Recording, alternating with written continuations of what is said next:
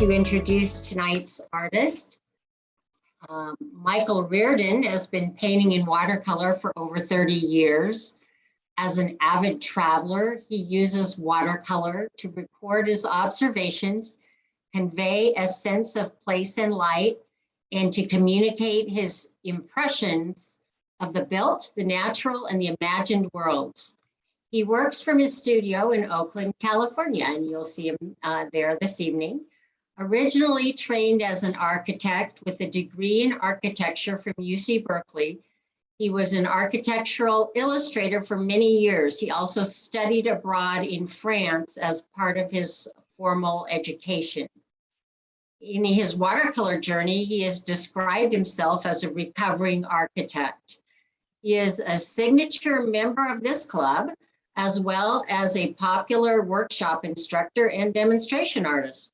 He's also a signature member of those other clubs, the American Watercolor Society, the National Watercolor Society, and Watercolor West, and he has a long list of awards on his website.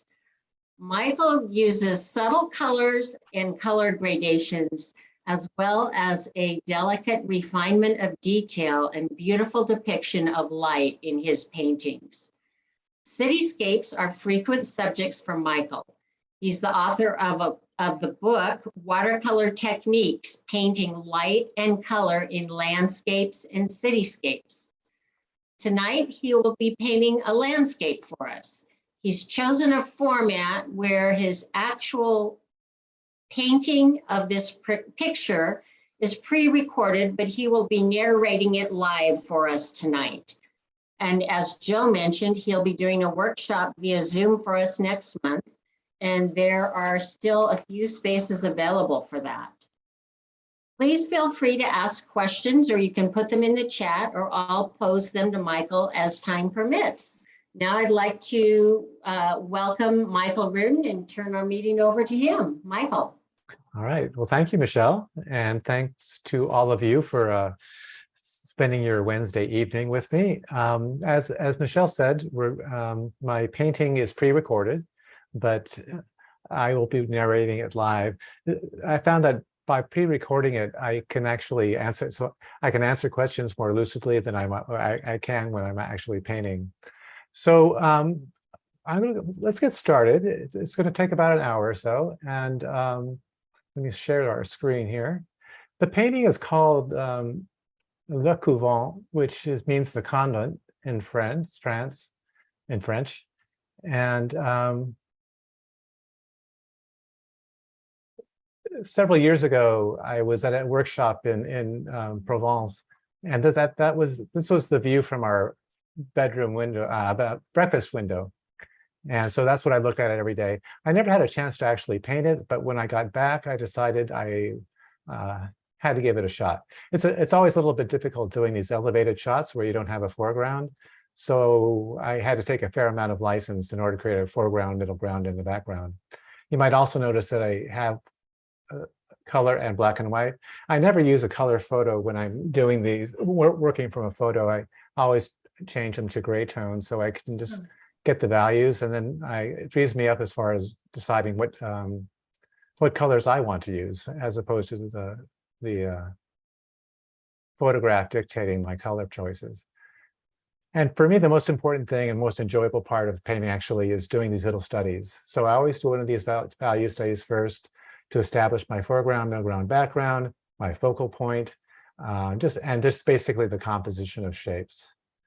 You'll see throughout this whole demonstration, I'll have my value study right in front of me. And these are the colors that I'll be using. Cobalt blue, ultramarine blue, quinacridone burnt scarlet, quinacridone gold, permanent orange, and cobalt turquoise. So what is that, 5 colors? So that's really all you need for most paintings. So I always start with an underpainting. As those who've taken my workshops before know, I often use permanent orange and cobalt blue to help establish, well, cool colors for seeds. So it's often skies. So it sets up the color temperature of the entire painting and sets up the sense of light of the entire painting. To do this, I mix large puddles of each one because I'm going to do a graduated wash from top to bottom. So we'll go from blue to orange, and then clear water where I want to keep yeah,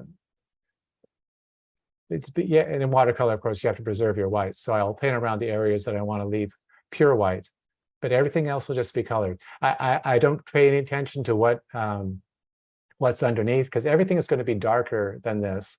The other thing this underpainting does, it basically establishes my lighter values, my number 1, 2, 3 on a 10 scale. So those will all basically be done. But I think the most important thing is that it creates that sense of light. Here I'm mixing a little bit of green because there's a couple of little green patches that I want to at least have an underlay of the green. But most of all, it'll just be those two colors, the red. I'll start with the blue and then we'll move to the orange. So it looks like you've got a fairly detailed sketch. Yeah, it's worth taking a look at the sketch because there's large masses of trees, and I didn't draw every single tree, but I did kind of draw them in because it's very easy to forget as you're painting. And so I'll ignore most of it, but at least, especially as things get closer to you, I want the trees to have a feeling of three-dimensionality. You'll see later on when I'm actually painting them. If I just made it kind of like, well, there's going to be a mass of trees, I could do it, but it's much more successful. It only takes a few more minutes to kind of draw in these trees. Just so I have something to kind of work from. Here's a little bit of the green for that green field that's back there.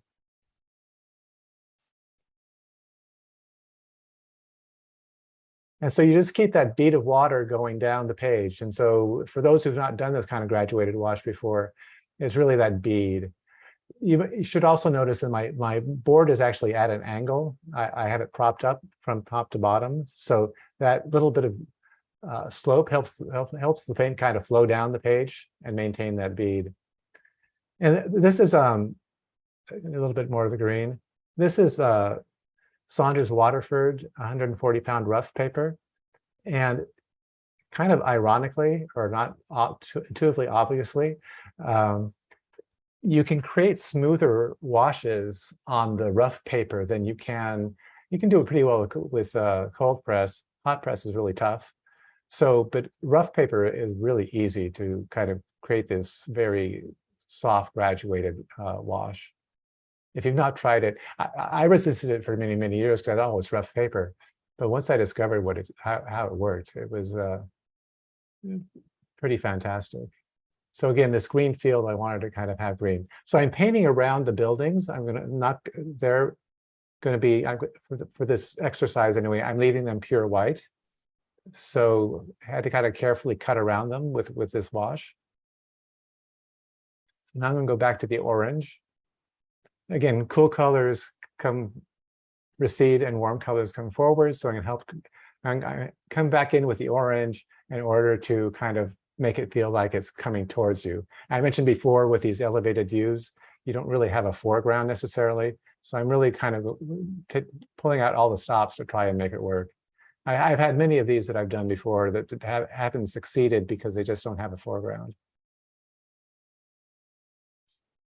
And then you just go down the page and you just cover everything up now there's no more white. So just go down the page with a little bit of orange and just a little bit of the blue at the very bottom, and then we let it dry. So what gradient would you say that the paper is propped at? It's probably about 20 degrees. 15.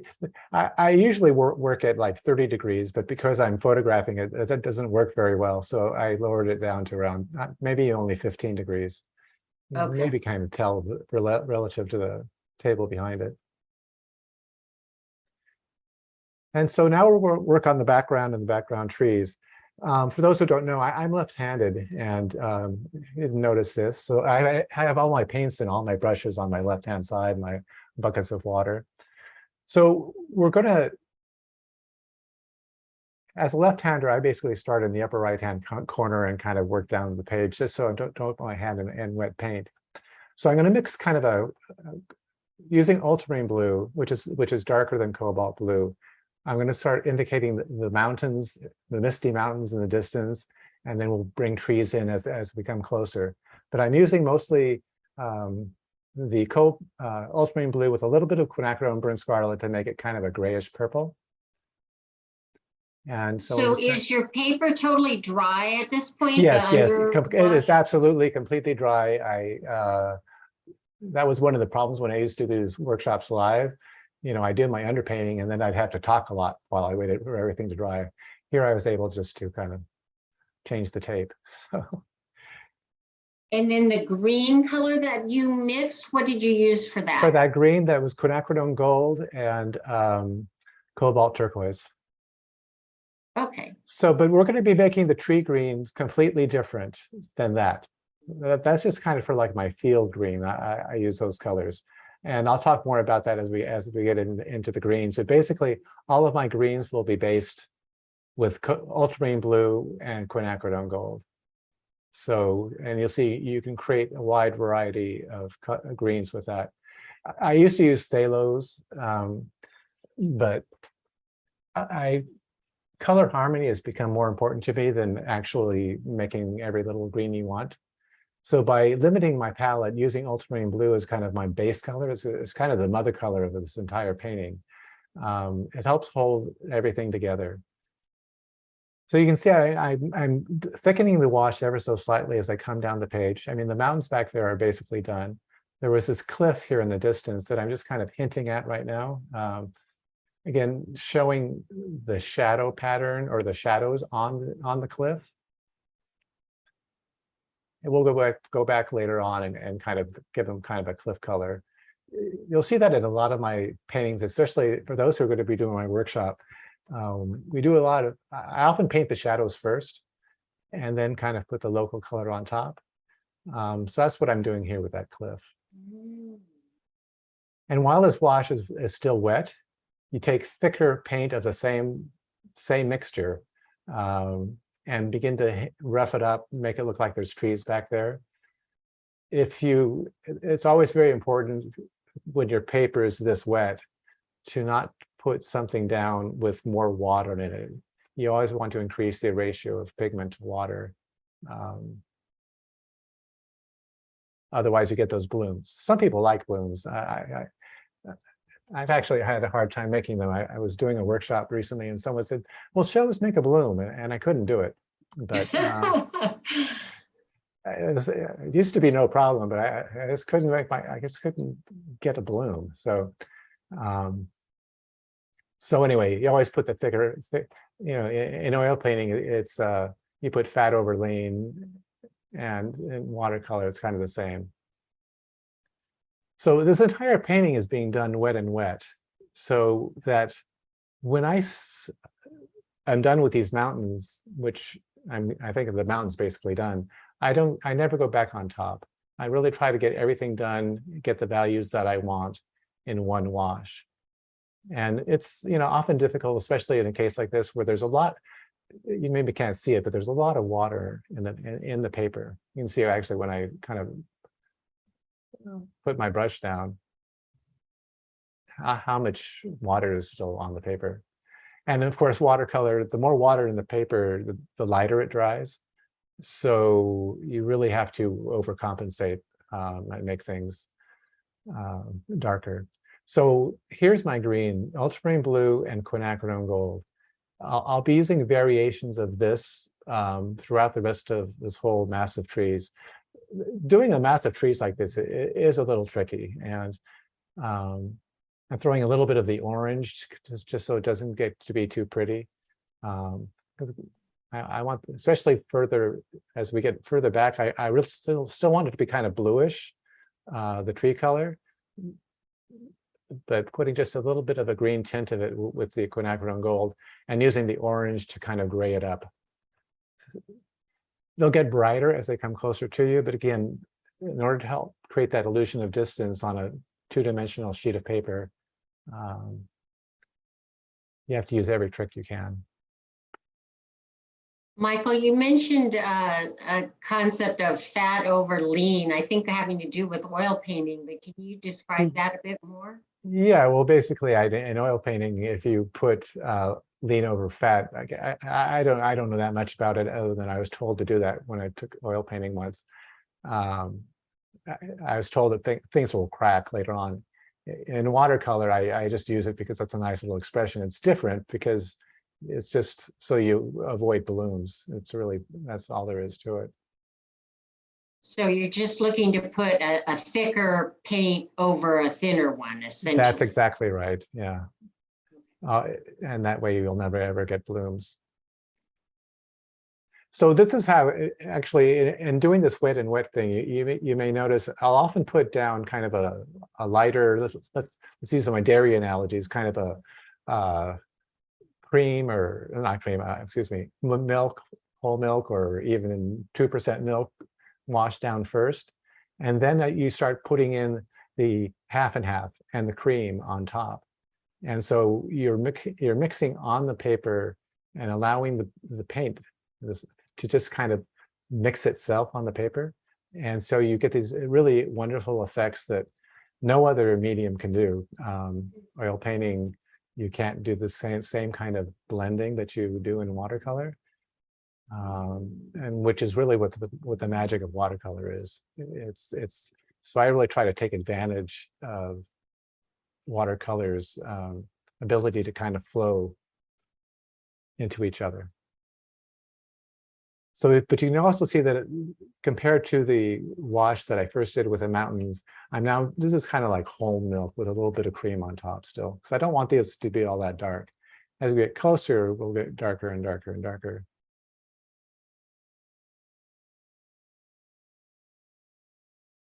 And what size brush are you using? So this is a number 12 silver black velvet. I use this 90% of the time. When I first did my underpainting, I was using a number 16. But I do the entire painting basically with this brush. But what's remarkable about these brushes is that they hold their point really, really well. When I recorded this, I probably had been using the same brush for like a year and a half. It has a lot of brush miles on it. I'm here also indicating little trunks underneath those trees, just to give them a feeling like they're rooted to the ground. And is it a natural brush or synthetic? Yeah, it's actually a hybrid. It's a half synthetic and half natural hair. I was told once that it was squirrel hair. But actually in Watercolor Magazine, they did an interview with me, I don't know, a couple of months ago. And we had to say what our favorite brush was. And obviously this was my favorite brush, and then write something about it. Well, so I called silver brush companies in New Jersey. And so I found a contact and emailed them and said, I'm going to write this article. So I've been told that it was, half squirrel hair. And she goes, we prefer just to say half natural hair. And she never really told me what it was. So I don't know, Now you're wondering. Yeah, but they make excellent brushes. So let me also point out one thing I'm doing here that I do everywhere. I'm connecting the object, the trees, to their shadows in one big wash, rather than paint the tree and here's the shadow.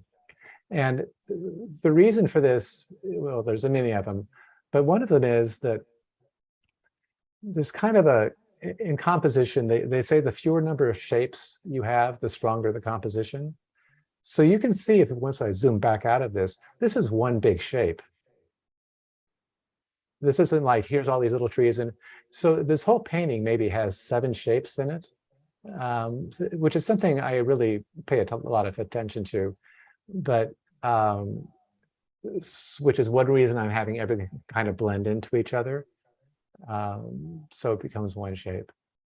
But this brush actually holds lots and lots of pigment, holds lots and lots of water. And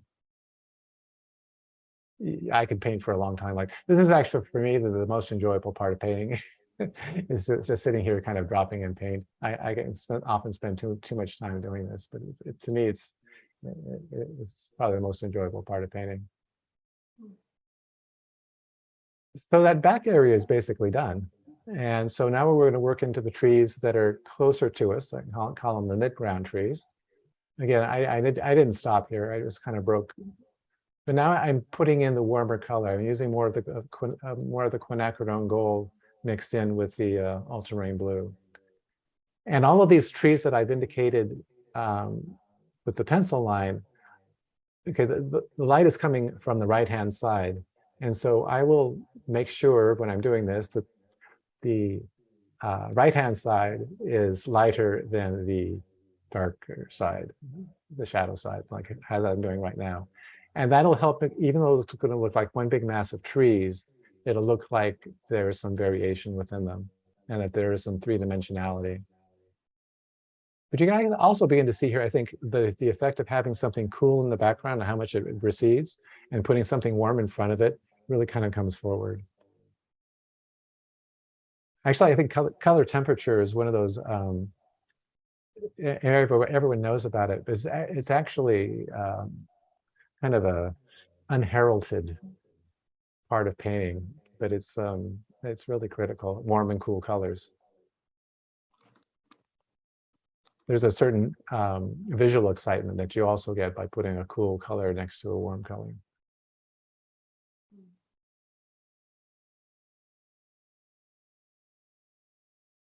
Michael, it's been too long not watching you paint. I'm just amazed. I forgot how your underpainting makes everything glow. Yeah, that it's the orange. Yeah, it's just I had one student who said, "Oh, I had a teacher who said you never ever use orange," and I thought, boy, that's really kind of tying your hand behind your back while you're trying to paint. Yeah, it's something someone once asked me in another workshop, and I said, just put a little more orange on it. And pretty soon they all started calling me Mr. Orange, because but it really helps by having that orange underneath, it really makes the painting glow to a certain extent. I mean, it's not the only reason it glows, but it certainly contributes. If I put, for example, just a blue wash down, everything would just be a little bit grayer. And maybe there are times you might want that. But in this case, I really wanted to feel, for me, the orange paint is the sun. And so I put in a lot of orange just to get that glow.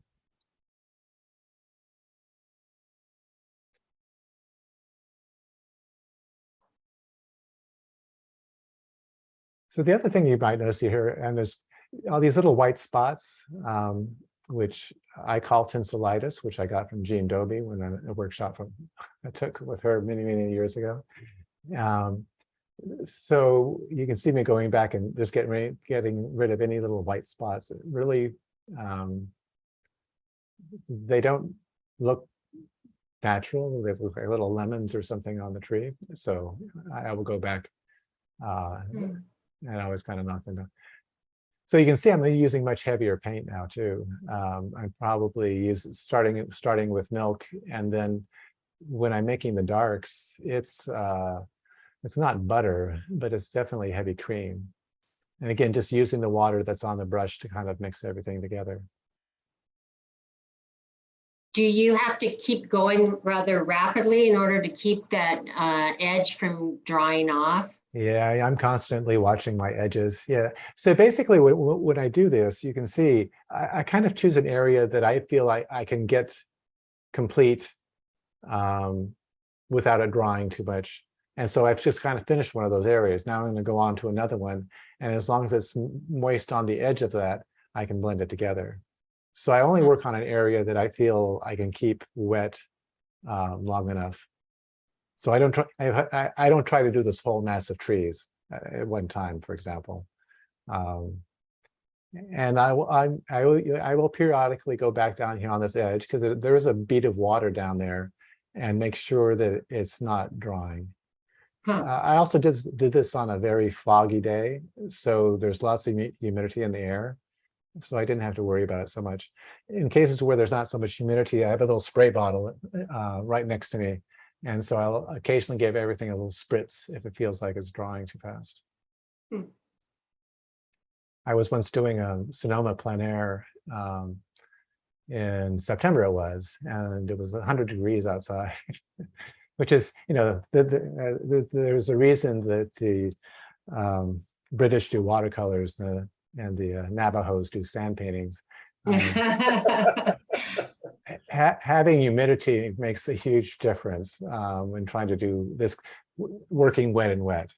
Huh. So at Sonoma plein air, I had the spray bottle the entire time. I was spraying and painting at the same time, just to keep things from drying so quickly. Carol would like to know if you use mostly transparent pigment.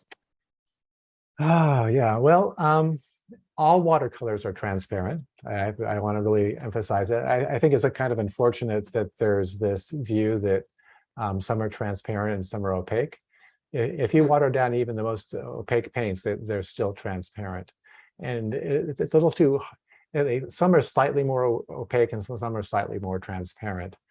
When I first started painting, I used, because I thought I'm painting transparent watercolor, I'll only use transparent colors.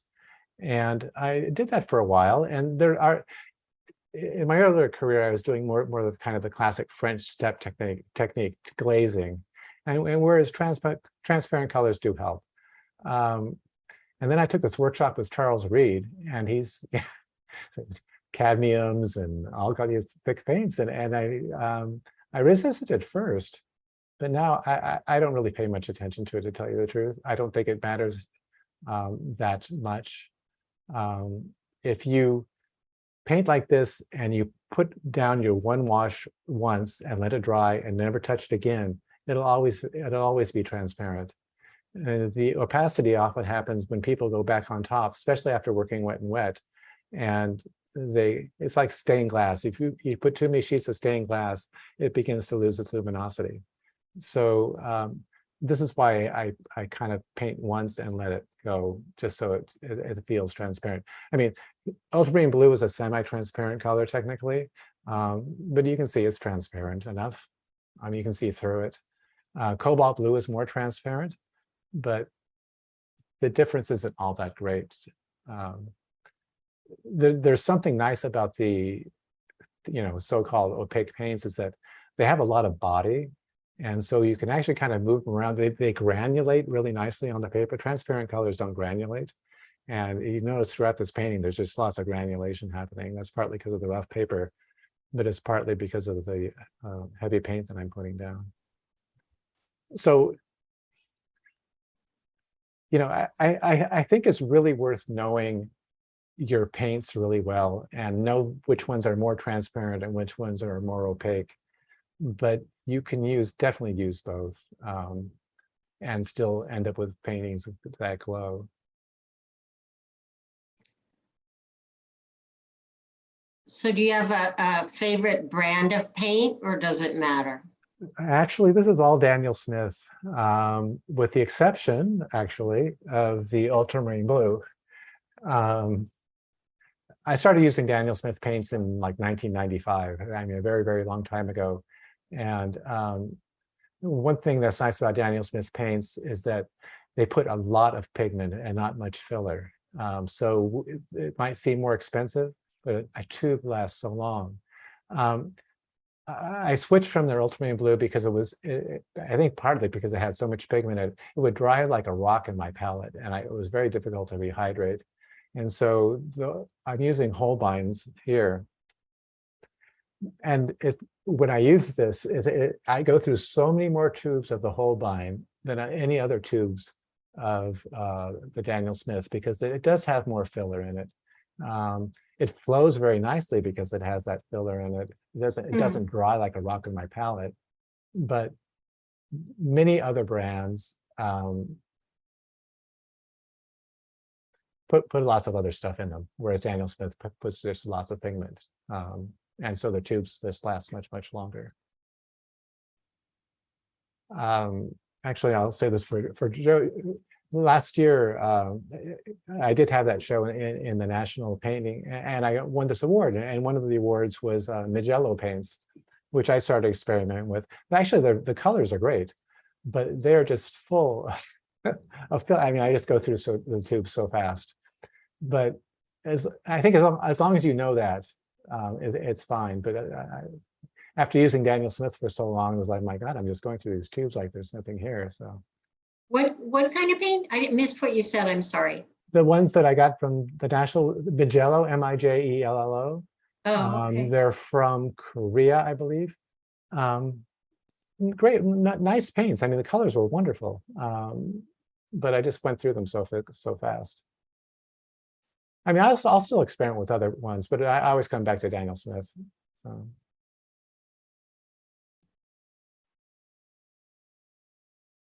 I mean, for years and years and years, talking about the brush, I mean, I was a sable snob. I would only paint with sables.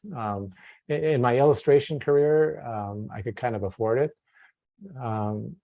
And I didn't think there were any options. And at that point, synthetics were only so-so. But they've come such a long way with synthetics that, I mean, if someone told me this was a sable brush when I first used it, I would have believed them. It behaves just like a sable brush does. But it keeps its point, unlike a sable brush.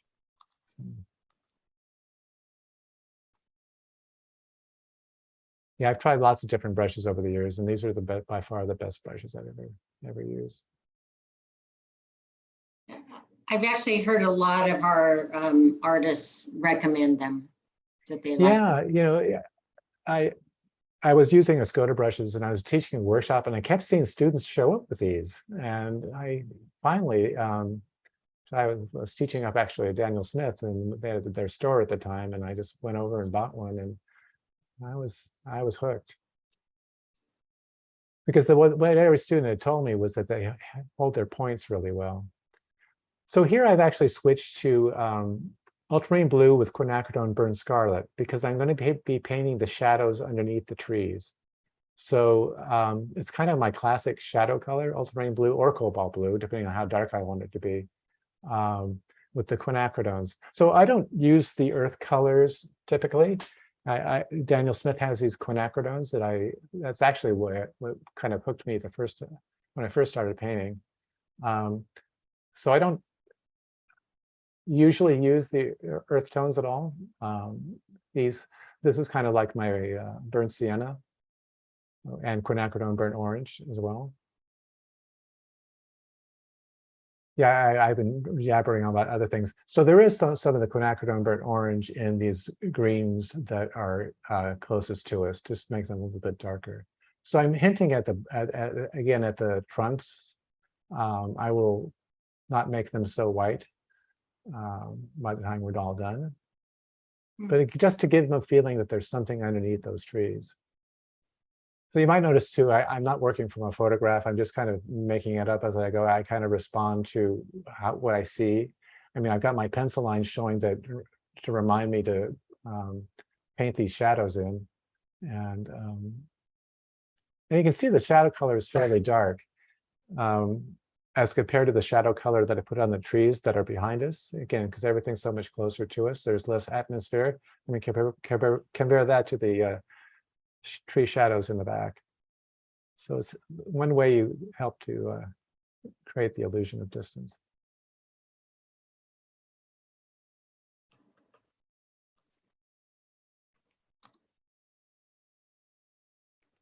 So, you know, now that I'm painting the shadows, one thing I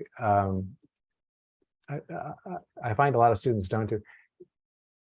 The shadows are so important in defining something that I will I spend as much time drawing the shadows as I do the actual object. It is so critical to actually have the shadows correct, and try to make it up as you're going along, or kind of glancing back at your photograph. Everything's drying and you often make a mistake.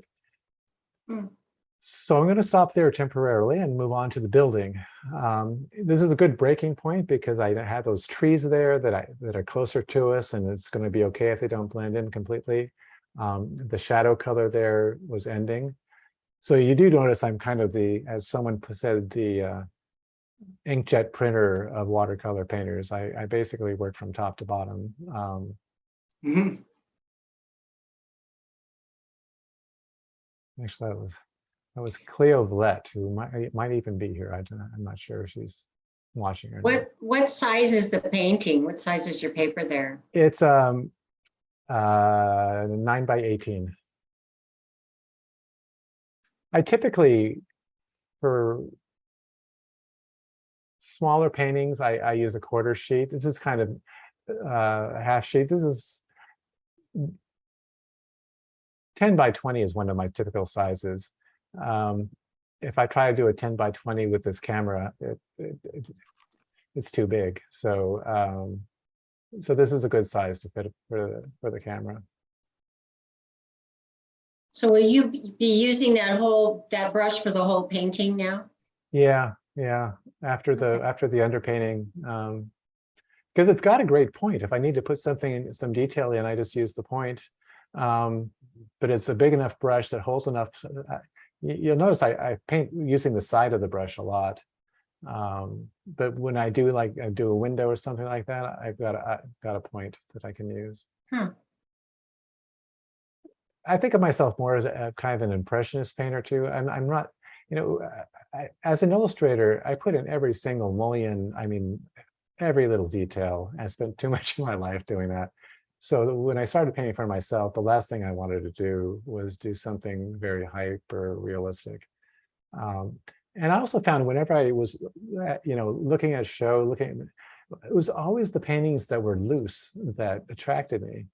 And so I started out just only doing plein air painting in watercolor, which forces you to loosen up. But actually, Charles Reed had a lot of influence on how I approach painting as well.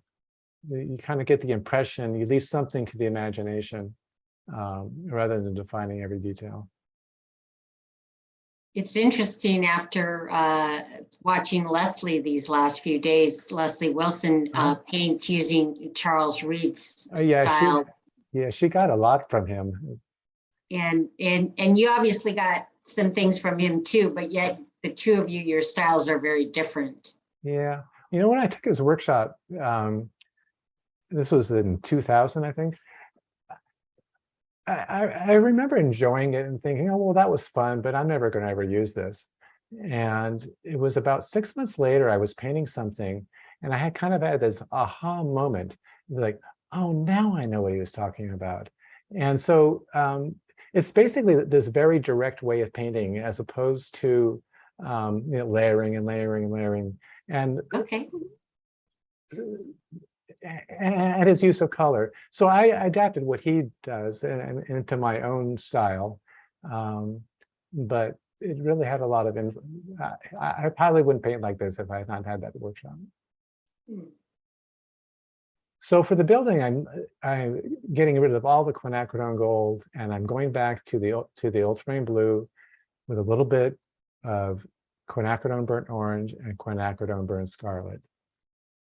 And I'm going to just paint the shadows only on the buildings. The thing about architectural subjects, and this is true of many other things as well, if you just paint the shadows, it's going to look representational. And I'm putting a little bit of smoke. I didn't tell the story of this building. It used to be a convent, and it's now, I think, a bed and breakfast. But I'm painting it as it used to be a convent. So I'm going to have some nuns here in the courtyard and things like that. And they're having this, a fire baking their poissons down in the kitchen. So with the smoke, I'm just lifting off some, wetting it ever so slightly, and just kind of using a paper towel to lift it off while it's still fairly damp.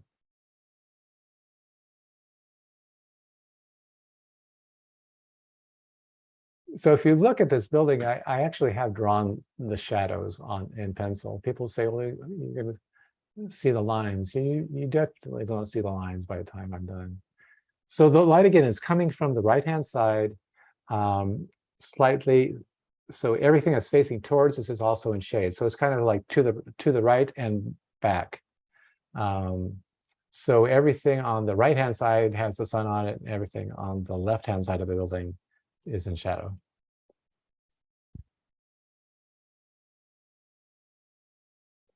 Now, when you draw your pictures out, you draw them freehand? Yeah, this is all freehand. Okay. Again, in my illustration career, everything was hardline. I think if you want kind of an impressionistic looking painting, having impressionistic looking line work goes a long way. I mean, it would look kind of odd to try and have this very kind of loose painting with all hard line work. So I mean, I do have a sketch that I'm working from that has a fair amount of the detail on it. I mean, you saw my value study. That's basically what I work from. I do keep I don't have the photo in front of me, but if I'm painting something that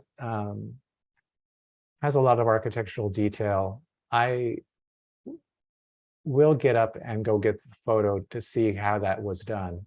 But then I put it away. I'm one of those people, if I have a photograph in front of me, I'll just copy it. And so I really, I mean, you can usually tell when people are just painting from a photograph. I should say just painting from a photograph. They're great tools. But there's a lot of value in taking that photo, making your interpretation of it, and working from that. I know it's not so easy, but it's what I do. I mean, for years, I would never work from a photograph. I was kind of being a little too dogmatic and doctrinaire, but and I eventually figured out this way of doing it, where I just print out a black and white and then do my value setting, then put it away. And the colors again that you use to mix that shadow? Ultramarine blue, a little bit of quinacridone burnt orange, and quinacridone burnt scarlet. I find if you just put the burnt scarlet in, it gets too purple. And if you put just the orange in, it turns too gray. So they both work well together. And I vary them. If I want it more purple or more gray, I'll put in more gray, I'll put in more orange.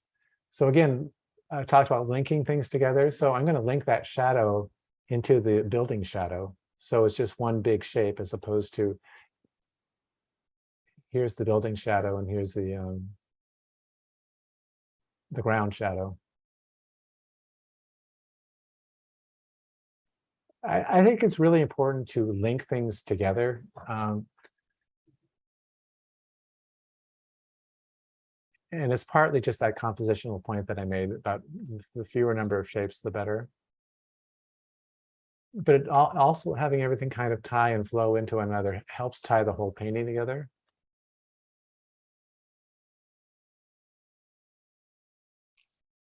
Pat would like to know, what's the most common mistake people make when drawing buildings?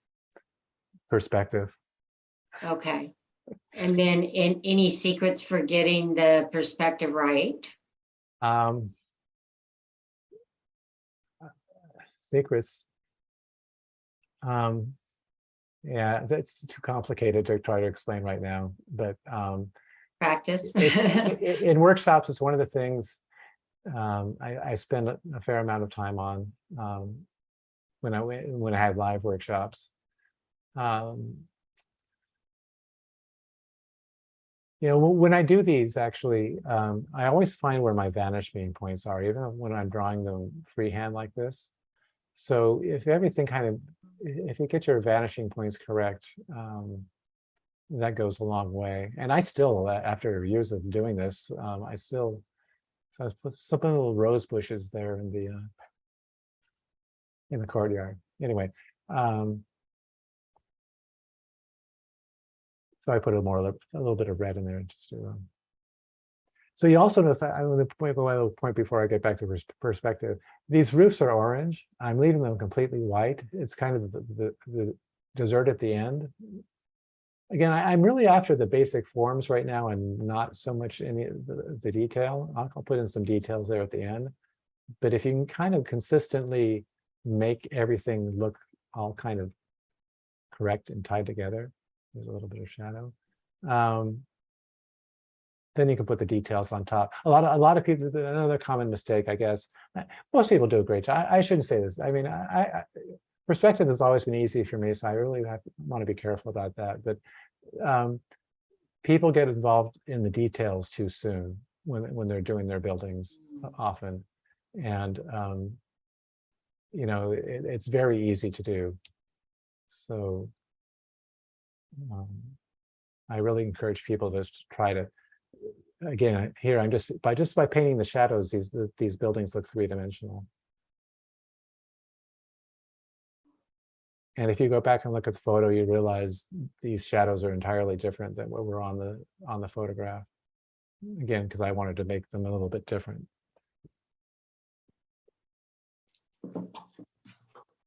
How long have you been painting with just 5 colors? Oh, it depends on the painting. As time has gone on, I just have used fewer and fewer colors. I have, well, you saw my palette. I don't know how many colors are on there. I use all of those at some point. I have found this combination. I can make greens if I want to. I can make purples if I want to. I do have the orange. I mean, I can make orange, but having an orange really helps. A pre-mixed orange already helps. The other thing about my palette also, which I should point out too, is that these are all single pigment colors. There's no kind of pre-mixed ones like sap green, which is a mixture of colors. So there's kind of a rule of thumb: if you put more than 3 colors down, you start to get mud. Or mix 3 colors. So just by having these single pigment colors, I can mix 3 of them without worrying about it getting too muddy, which is another way of making it glow. Someone would like to know, are you standing or sitting when you paint? And how do you use 2 hands to brace yourself? What do I use? Well, for this demonstration, I'm sitting, because if I stood up, I'd be blocking the camera. Normally, I stand all the time when I'm painting. Okay. In fact, it's weird for me now too. When I was an illustrator, I sat down. Now it's kind of weird to me to paint sitting down. Sometimes at the very end of a painting, when I've got some little details to do, I'll sit down to do it. But generally speaking, I'm standing. I'm not sure about the 2 hands bracing myself question. I'm not sure what that meant. I'm not sure either.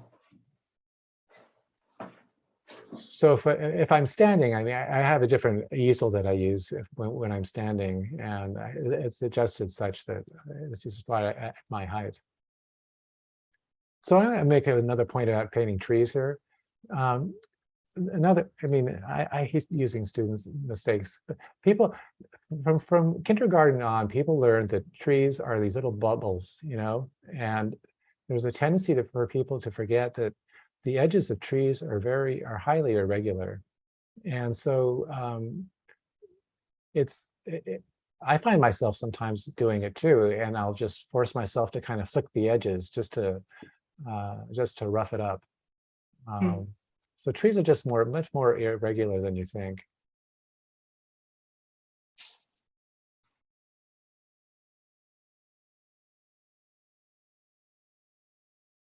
You know, the other thing is I think from painting plein air for so many years, you see things and you build up kind of a visual memory of what things look like. And so my ability to paint trees improved over time a lot. And I think it was mostly from being outside and painting the real thing as opposed to painting photographs. And you really begin to learn when you're painting outside that the trees really have this highly irregular shape.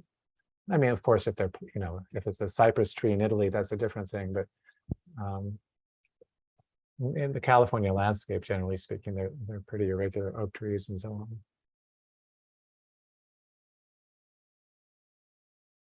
So you can see all of these shapes that kind of link together, hook together.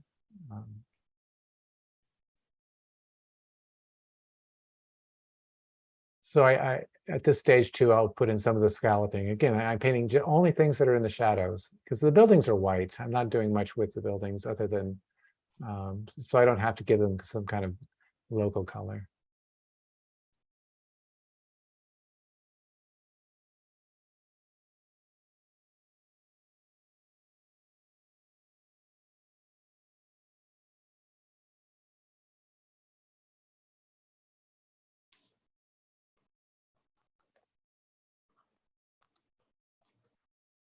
It's dry enough now to kind of hint at some windows. So I'm going to use part of this wet and wet technique is that you really have to wait. You get different effects depending on how wet the paper is. And so here I wanted something really wet. This is just like almost pure ultramarine blue and quinacridone burnt orange right out of the tube mixed together. Because again, I know there's plenty of water still in the paper. And so it'll dry lighter than that, so overcompensating.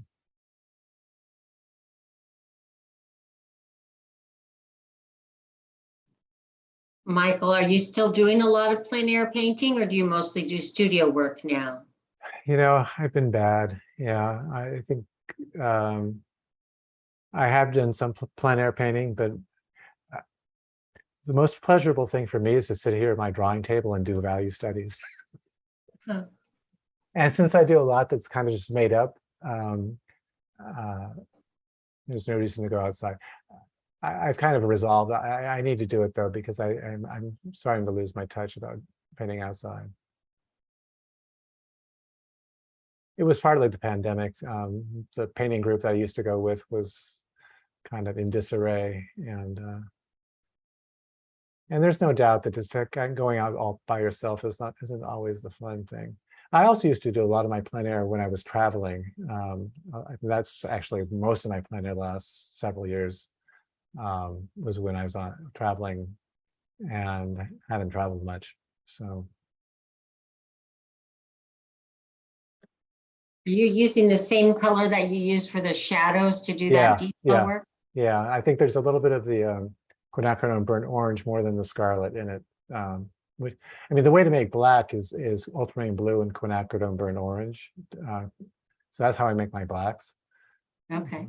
So when I want the real blacks, I mean, the way to make your blacks is you put all three primaries together. So you've got the blue and the ultramarine blue, and you've got the red and yellow and the burnt orange.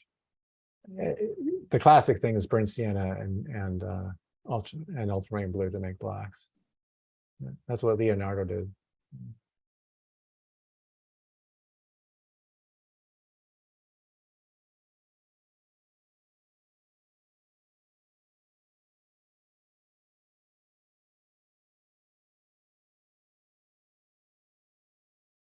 I do have the windows delineated, but often when I'm doing these, I change things around. And you know, the nuns aren't there to tell me that you did it wrong. That's not actually how things are done. So the windows are different. So.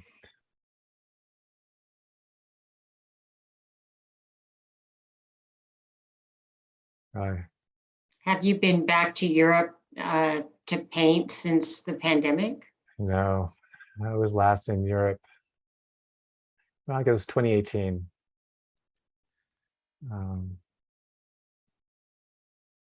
Yep. No, I'm still a little wary about the whole thing, but I had COVID 2 months ago, so it's not something to take lightly. Well, it was not a lot of fun, to put it that way.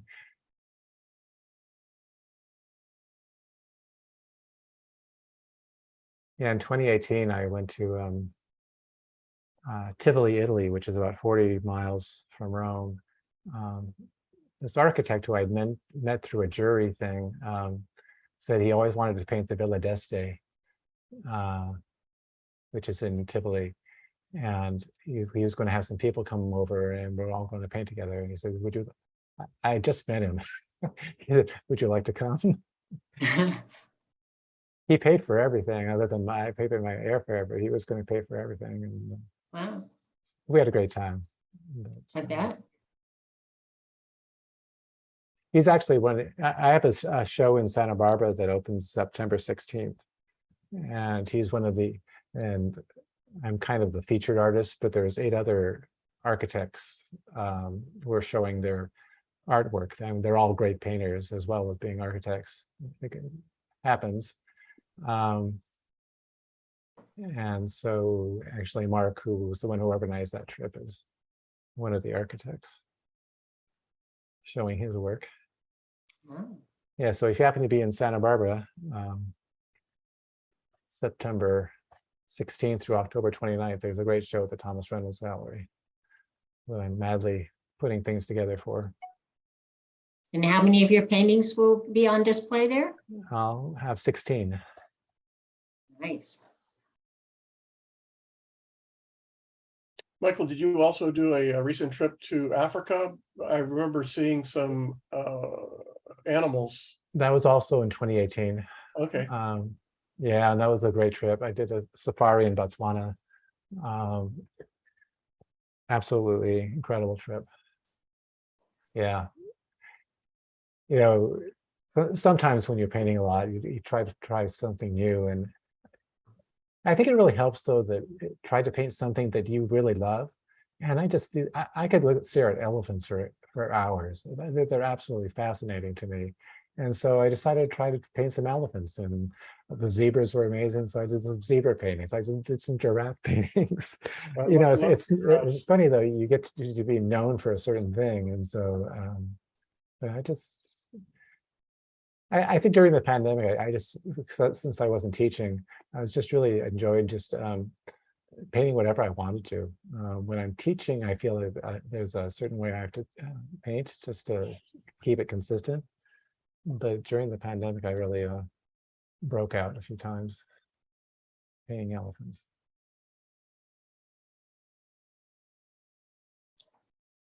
And we have some folks that would like to know the name of the gallery that your show will be in Santa Barbara. Yeah, it's the Thomas Reynolds Gallery. He used to have a gallery in San Francisco. I was in his gallery for a long time, and he moved to Santa Barbara. So yeah, Thomas Reynolds Gallery, 1331 State Street. I haven't seen the gallery yet, so he's got good taste. So hopefully it'll be just great. You know, I grew up in Southern California, and I was born 30 miles from Santa Barbara. So, you know, I have family and cousins and all that kind of uncles all there. Not the uncles anymore, but their kids. Actually, one of my first memories was when I was 3 years old. We were in Oxnard, living in Oxnard, and my dad took us on the train to Santa Barbara. So exciting. So again, notice now how much darker as we've gotten closer that I'm making these shadows. I'm really playing this game of atmospheric perspective to really, you know, you've got a 2-dimensional sheet of paper, you're trying to make it feel like it's 3 dimensions. And notice also when I'm mixing these greens, especially here in the foreground, I'm not just mixing one single color and just kind of doing the whole thing. I'm putting some gold in, I'm putting some orange in. If you look at a lot of Impressionist paintings of landscapes, you'll often see little flecks of orange or red even as the complementary color to really make the greens kind of sparkle. So I play the same kind of, have the same kind of approach sometimes. Actually, Maxfield Parrish once said, if you don't see orange in trees, you really haven't been looking at trees. There's actually a lot of these natural greens actually have a lot of orange in them.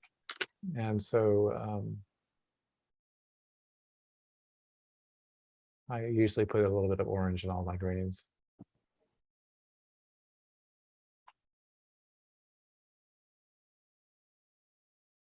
But this is really basically the only time I use the quinacridone gold is for these warmer greens. I mean, it's a great color. I used to use it a lot, but as time has gone on, I use it just for making greens with the ultramarine blue. Would you say that's similar to raw sienna? Yeah, it's my version of raw sienna. Actually, when I was switching, I had taken this workshop with Jean Doby, and she was encouraging us to use these quinacridones instead of raw sienna, because she said, if you look at raw sienna from across the room, it disappears. So, and it's true, actually. It's a very weak color. It's a great color. I do still occasionally use it. But these quinacridone colors are highly transparent, since we were talking about opaque and less opaque, whereas the earth colors, generally speaking, are more semi-transparent. The quinacridones have a much larger value range, so you can make darks much more easily, at least I can, than using the earth colors. Actually, I should also say that one of the things I've been experimenting with the last couple of months is not using the quinacridones, using the burnt sienna and raw sienna and ochres, just for a change of pace. And there is a different feel for sure. So it was worth doing. So what is quinacridone? Quinacridone? Yeah, is certain. What is that? Okay, yeah, it's a synthetic pigment that was first designed in the 1950s to paint cars. So you can see quinacridone burnt scarlet on some of these old 1950s and early 1960s cars. The reason for it is that they're highly light fast. They don't fade, which is another reason to use them in watercolor. And Daniel Smith got the patent. I still don't know all the details, and started making them into watercolor paint, and the other paint makers followed suit. So although, well, I won't get too much into it, but clearly I think they're running out of pigment or something like that, because they're still call things quinacridone gold, but they're actually now a mixture of other colors. It looks the same, but it doesn't behave the same.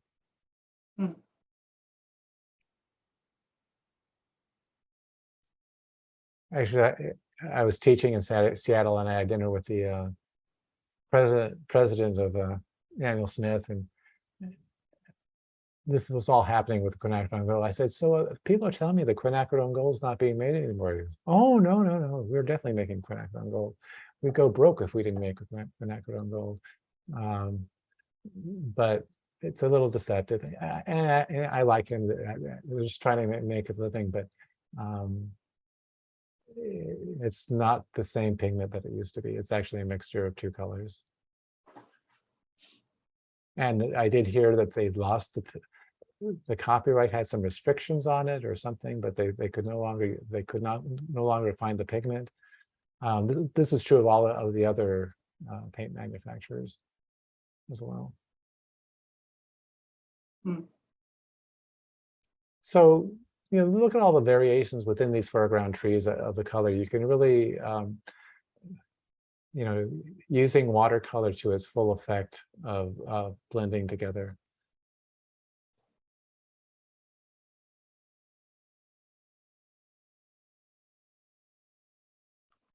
Michael, how much is the video sped up? I'm sorry? The video we're watching is not at normal speed, is it? No, it is normal speed. Oh, wow. I just have a kind of a tremor in my hand. No, this is how it's normal speed. It's not been altered at all. So whatever it is, you make it work for you. Yeah, no, I mean, especially early in the mornings. It's great for painting trees. I just yeah, the only frustrating thing is that, well, I've seen a lot of artists who do these telephone line poles, or just do a, I can't do that. So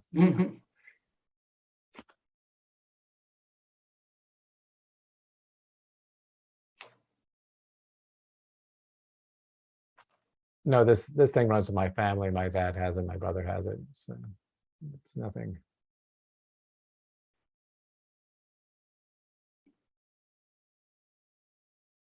It just looked like you were painting very fast. Well, when I'm painting trees, I do a lot of these little flicks, just to try to, yeah.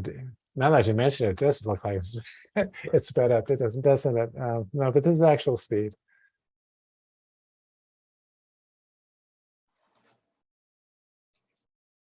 Michael Friedland would like to know what is the metal palette that you use? Oh, the metal palette. It's a custom-made one by, he used to be a CWA member. What's his name? He no longer does it. He's an architect who decided not to spend $500 on to the guy in England and make his own. So he made one for me in exchange for a painting. It's a great palette. It's kind of suffered through years and years of traveling, but it's one of my favorite palettes ever. It's the perfect size. All right. So the screen that I put down in my underpainting was not quite dark enough. You know, it's often true when you do underpainting. This is supposed to be more of an agricultural field, so I'm going back in with the green, just to kind of make it feel like it's a rough field, and it wasn't quite green enough. So, and because there's so, again, I said I don't go back on top of things. There is virtually no paint on this, so you don't risk losing the transparency.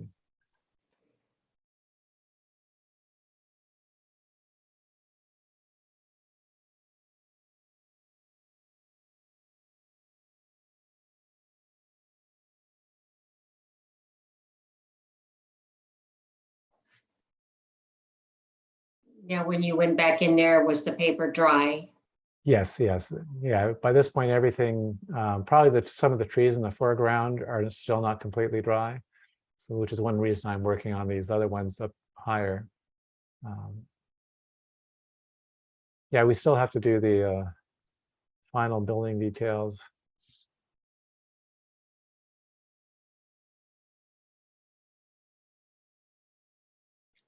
And I mentioned all these trunks that I preserved. So I'm going to kind of give them a little bit of an orange kind of cast to them, just so they're not bright white. The thing about white in any kind of watercolor, it's really where it attracts a lot of attention.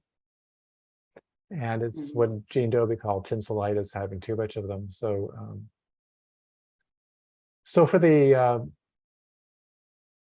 tile roofs, I'm just using purple and orange. And this, from years and years of painting outdoors and painting in Europe, I finally could realize that most of these roofs are just, well, they're much lighter in value than you think. I'm going to throw a little bit of the burnt scarlet in just to vary things up a bit. But basically, you could just take cadmium orange or a simple orange and just put one wash on it, and that's especially for buildings like this that are far away. And it looks exactly like they do in reality. Whereas many of them are kind of bleached out and things like that. But these roofs are, and I try to create some variety within it. So I do leave little white specks as if the sun's glinting off the tiles. Pat would like to know if the smoke coming from the chimney, is that just the background wash? When I did the trees, I saw it briefly.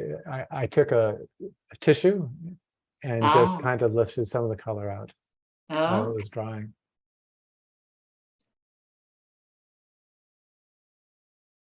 I think it adds something. Yeah. So again, with these roofs, the roofs that are facing the sun, the right-hand side, are lighter than the ones facing us. So I'm going to go back in and darken those ever so slightly. After that dries a little bit more. So I'm taking So again. when you lift out with a tissue like that, is it a dry tissue? You just Yes, yes, yeah, it was pretty dry. So I've made kind of a greenish gray ground cover using the cobalt turquoise and more of the orange as opposed to the gold. So again, I want this to be kind of a natural field, not a stadium pristine lawn.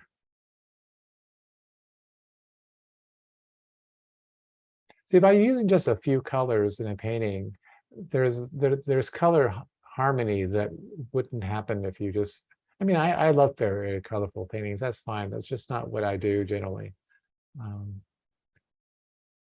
I mean, Carol Carter does an amazing job with lots of various colors. And there we have it. Beautiful. Go back to that.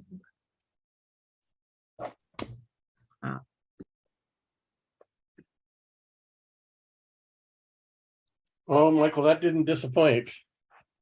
Yeah. No, it did not. All right. Well, I'm still here if you want to have any questions. I hope I haven't talked too much. I have a tendency sometimes on doing this to go on and on and on. If anybody would like to just unmute themselves and ask Michael's question directly, please feel free to do that. Michael, how did you work out the composition? How did I work out the composition? Did you see the reference photos? Yes. Okay. Yes. So I basically took those, and the basic composition, the focal point was there with those buildings. And so when I say a composition, I ask myself basically 4 questions. Where's my focal point? Do I have a foreground, middle ground, and background? And I tried to make something different happen in all 4 corners. I rearranged the trees in this particular one to kind of create an S pattern. I don't know if that's very obvious. That kind of leads your eye into the focal point. I completely changed the foreground because there was no foreground. I created some big trees. And then, when I'm doing my value study, then I stop and look at it and think, okay, is everything feel balanced? And it felt pretty balanced. So I took it from there. Anything else? Yeah, I think that's pretty much it. I do have somebody asking in the foreground, the color mix. I'm sorry, I can't. The color mixture in the foreground. It was on the ground. It was cobalt turquoise and permanent orange for the ground cover. I mean, all the trees had ultramarine blue, quinacridone gold, permanent orange, quinacridone burnt orange, a little bit of quinacridone burnt scarlet. So all kind of mixed together, and so those are all the colors in the foreground. Okay.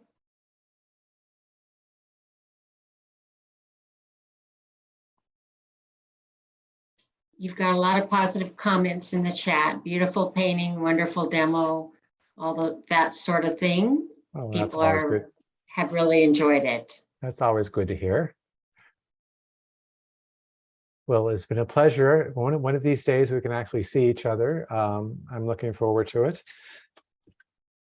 Well, I hope everybody that did enjoy it will take the opportunity to sign up for the workshop. I think that of all the artists that we work with, when you take a workshop from Michael, and I think it's one of the things that makes your workshop so popular, is you really will come away with some awesome techniques, and generally you come away with some really nice paintings. And I think for us that are striving to have something we can be excited about, that's always fun to be able to do in a workshop. Well, I can tell you the 3 days we'll be doing one painting per day. The first day, we're doing a street scene in Assisi, Italy. Second day, we're doing a bridge in Paris. And the third day, we're doing a street scene of Chinatown in San Francisco. Awesome. So yeah, you'll end up with 3 great paintings. And we can tell people we've been to those places, right? Yeah.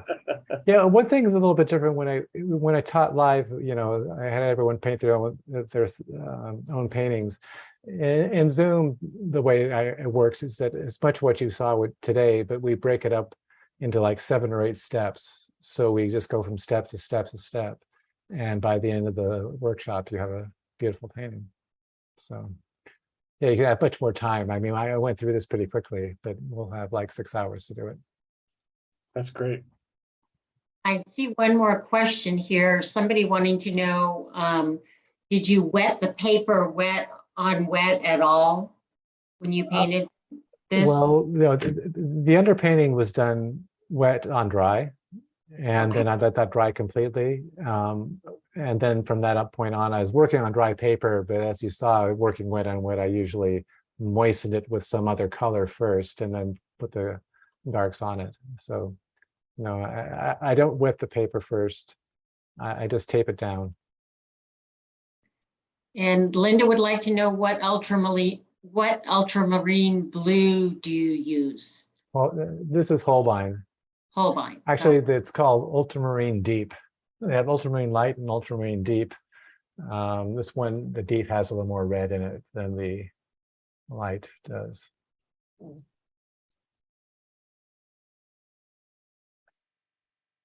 And somebody is wondering what size we would be painting in the workshop.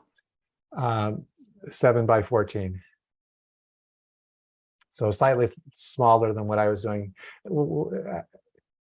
People work whatever size they want, but I found if you keep it fairly small, you'll actually finish.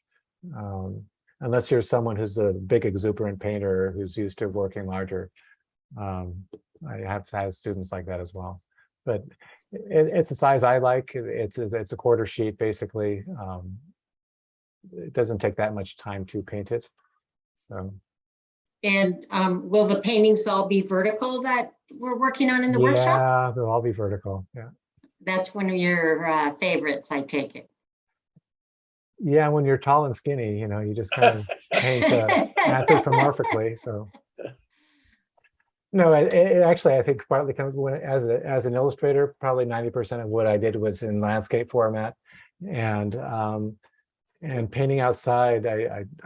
I've always liked the vertical format, but I also have figured out it kind of saves time. You just take a slice of what you see in front of you rather than trying to paint the whole thing. So you use 140-pound paper generally. Is that right? Yeah, it's almost entirely. Yeah. And do you shrink it? I just tape it. Do you wet it? I just tape it down. I don't wet it first. In my illustration career, I stretched it, for a very long time, and finally I realized you didn't have to do it, so I just tape it down. And as long as you let it dry completely when you're done, it'll be flat. I mean, sometimes it buckles as you're painting, but by the time you're done, it dries flat. Okay. Saves a lot of time. Yeah. Someone else would like to know, how did you come to paint the tree shadow and light so naturally? Any advice to us who find it difficult to do that? Practice. Take the workshop. Yeah, take the workshop. Actually, you'll see it in the workshops too. I mean, this whole business that I do, paying a lot of attention to the shadows in general, I mean, wherever, it's so critical to how I paint. And I think that if you can really work on your shadows, actually Canaletto once said, it's all in the shadows. So if Canaletto could do it, then you can do it.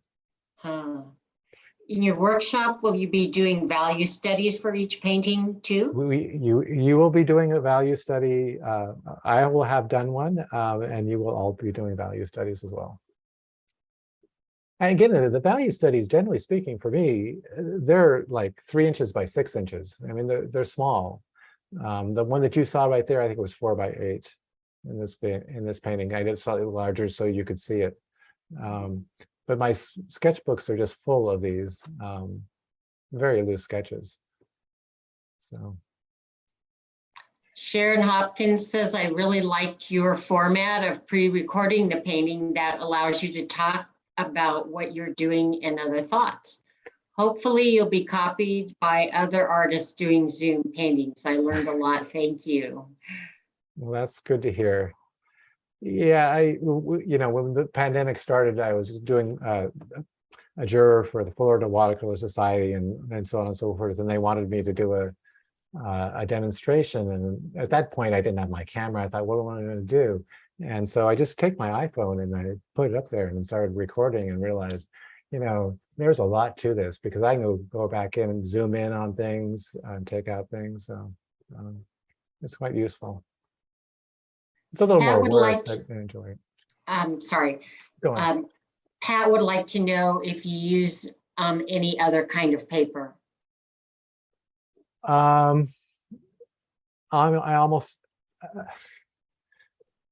used to use Arches. Arches isn't what it used to be, so I switched to Saunders. I'm actually in this show in Fabriano, Italy right now, but sponsored by the Fabriano company. Yeah. And so we just had to do a full-size painting for them. And On their paper. they said it doesn't have to be on our paper, but I went through my flat file and I had an old piece of Fabriano. So I used a piece of Fabriano a couple of months ago. I like the Saunders better. So Have you tried Hanamiel? I have not tried it. No, some people say it's great, but for me, it ain't broke. You know, and I buy these at like it's 50 sheets at a time. So my flat file is full of Saunders right now. If someone gives me some, I'll try it, but I'm not dying to try new paper. Actually, Sure. Fabriano does have a soft press that I've not tried yet, and some people say it's absolutely wonderful. So I will try that. How much of the workshop will you be teaching perspective, and should students trace if they can't? No, actually for the workshop, I'll be giving you the line work. And so you won't have to worry about setting up the perspectives. You'll have the line work that you can then transfer any way you want to onto the watercolor paper. So I do this in part because these are all architectural subjects, and there is a fair amount of perspective in all of them. And to try to, and in two of them, it's kind of complicated. So it's much easier for me just to do the line work and have you trace it somehow onto your watercolor paper. Because really what I will, in a workshop, I don't want to spend a lot of time with the drawing part of it. I want to really concentrate on the painting part of it. And so you will see my value. I will, for the students, I'll send you the line work, the photos, and the value studies. So you don't have to try to draw it yourself. How do you suggest we try to get better at it on our own? Paint outside. Really? Okay. Actually, one other thing, there's a great book called Understanding Perspective by Stephanie Bauer. She's an urban sketcher person. It's the best book on perspective I've ever seen. And I mean, she is a former architectural illustrator as well. But she teaches workshops all over the world and teaches perspectives. She's gotten really good at it, and she has a book. I even learned some things reading her book. So it was, I can't recommend it more highly. You can find it on Amazon. But the thing, yeah. It's really important, especially if you like architectural subjects, to really have a fundamental understanding of perspective. If you don't, everything's, if the perspective isn't correct, it's gonna detract from the painting. But there are some very simple things that work for most of the time, and actually Stephanie covers it quite well. I mean, this is one of the problems with Zoom. I can't sit with you and show you, do this, that, and the other, because that's what I enjoyed in live workshops. I could, when people were working from their own photographs, I could help them with the perspective. I can't quite do it on Zoom. So See any live workshops in your future? I'm doing one in Watercolor West next June, but I certainly hope so. I just had COVID a couple months ago, so I'm still a little wary about the whole thing. But so You said a little while ago that Arches is not what it used to be. What is that? What do you mean? Well, to make a very long story short, they were bought out by someone who moved their production to China. This is probably 6, 7, 8 years ago now. And there's an art to making watercolor paper, and I was painting on arches, and things weren't flowing. And I thought, well, have I forgotten how to paint? I blamed myself at first, and then I was at a watercolor plein air convention, and they had a guy from Strathmore there who actually were the ones, Canson brand bought Arches, and he said, I think we've solved the sizing problem.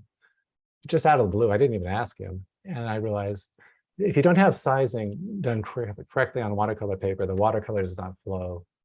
And so I understand I mean, another company has bought them and moved the production back to France. I understand it's better now.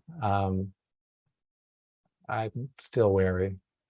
I mean, I still have a big stack of Arches in my flat file that I can't use. You can, if you stretch it, you can use it, but the size that they had real big sizing problems for many, many years. So it depends a little bit which batch you buy. Have you ever come across a sheet where you get it wet and you realize that part of the sizing is not there? It's just almost translucent. Have you seen that? Yeah, I have seen that. Yeah. Yeah, I mean, it's painted Arches, and you can see the sizing coming off the paper on your brush. It's a little white starch stuff coming off. So Saunders actually was also bought by someone else, but they're keeping the production in England at the same mill and so on. So at least so far. And have they moved the Arches production back to the original location? Not well. They have one. It's actually a Finnish company, and they have. I looked on their website, like 8 different factories, one of which is in Arches, in the city in France, or the town in France. Actually, when I had dinner with the president of Daniel Smith, who knows a lot about this stuff, we talked about this briefly, and he said, making watercolor paper is a real art. And Arches used to have this old guy who just kind of, and his apprentices who just knew how to make it. You know, the weather had to be right. All of these kinds of things that went into making Arches a very consistently good paper. And when they moved it to China, they lost all that knowledge. So people do tell me it's coming back, but there's still some problems with it. I hear various stories, so I'm happy with the Saunders. It works. Thank you. Sure.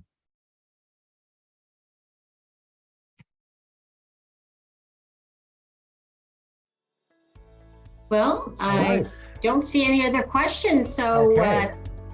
thank you. This has been really fun watching you paint and learning from you, and I look forward to the workshop. Well, thank you for inviting me. It's always a good time with CWA. So. All right, you have a good night now. Okay, thank you. Take care. Michael. Bye. Thank you, Michelle.